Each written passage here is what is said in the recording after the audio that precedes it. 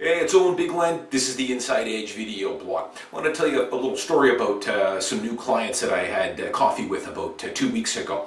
They told me a little interesting story, and it backs up what I've been saying here for a while. Another nail on the coffin to why I just don't think it's a good idea to be buying pre-sale or pre-construction condos.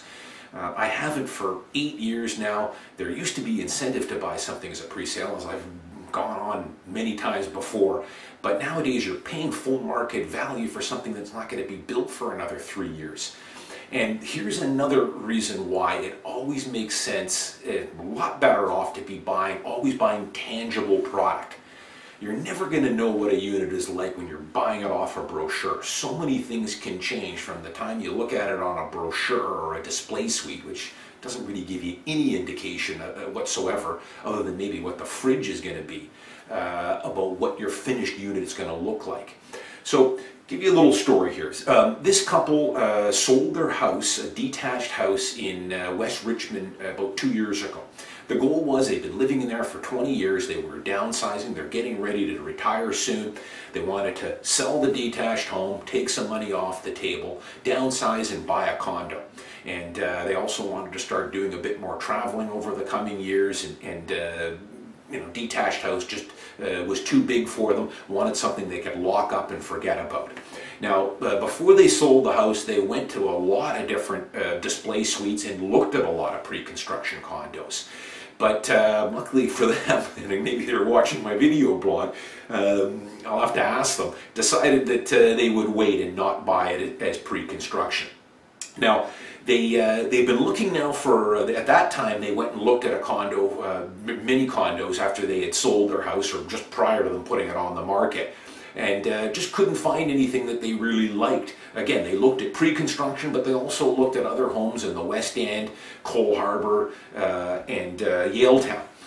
At the end of the day, on the advice of some friends, they decided, now I wasn't involved in the sale of this house, I should point out, but they ended up getting an accepted offer on the house with a closing time of a couple of months down the road. They got a good price for it, and time was running out. They didn't see anything that they really liked. So on the advice of their realtor at that time, he said, listen, why don't you just rent something for a year? Buy some time, you can look at places while you're renting.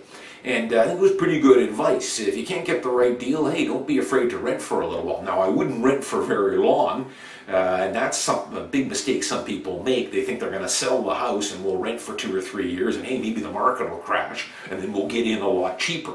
Next thing you know, they've been renting for 5 or 6 years, and the market's gone up another 20%.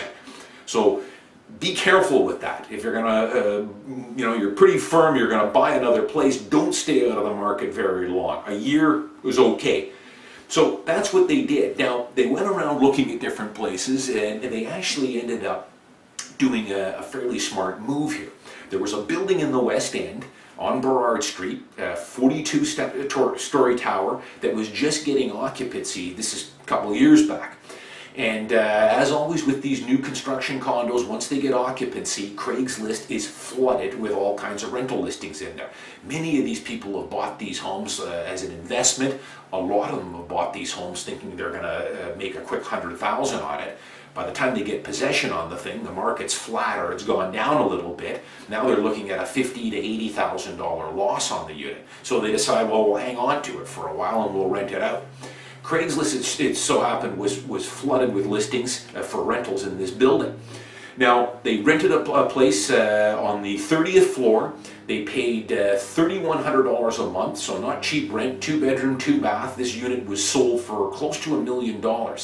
Pre-sale in 2008, and it was about a 2-year construction time, and they were the first to move into the unit. Now, this again was a unit that they had considered looking at and buying as a pre-sale. Keep that in mind. They moved into it, beautiful building, 2-bedroom, 2-bath, nice views, but after they got in there, after about 2 months or so, they realized that, boy, we're sure glad we didn't buy this condo and pay $1.05 million or $1.1 million for it. There was a number of things that you'll never find out until it's tangible, or that you lived in there for a little while, that you'll discover that it just isn't for us. So one of the big things that that killed the deal for them was that they were on the 30th floor, but their parking spot was on P7. There was actually 8 floors of underground parking in this building, and not 1, not 2, but 3 separate security gates you've got to go through.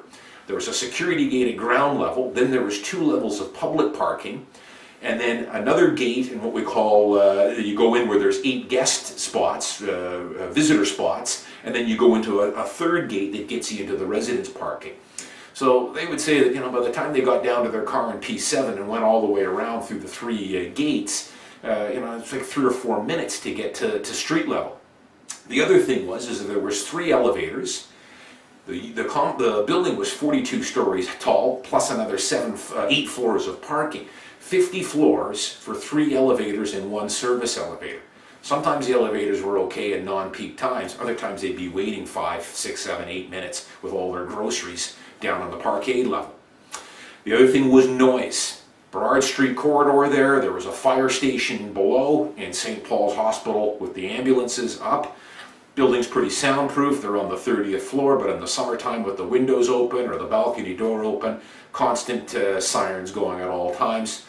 The other thing they didn't like, congestion, lots of traffic, especially on Burrard there. It's very congested. After living there for a few months, they discovered it's just too much congestion in that area. They want something a little quieter, maybe something further in the West End or even in Cole Harbour. So it's just another example of again, it makes a lot more sense to buy tangible product. Now, some of these things you'd never find out until you did live in it for a few months or weeks. But a lot of these things like the parking and the elevators and things like the views and the finishings for the units, those can all be seen when you go and look at a home that's been complete and has occupancy. So I think at the end of the day, they were so thankful that they didn't buy this unit in 2008 as a pre-sale and pay $1.05 million for it. And I can tell you the other thing is, these units now, that exact same unit that was selling for $1.05 million plus GST, these are now selling in the $960,000, $970,000 area. So you're looking at about anyone selling now that bought it as a pre-sale, looking at a $70,000, $80,000 loss on the unit. So again, it's another example of why it doesn't make sense to buy pre-construction. Buy tangible product. We can get you a better deal on it, and you can just discover a whole lot more about what exactly you're buying. I'm Owen Bigland. Thanks for watching. I got homes to sell. I'll see you next time.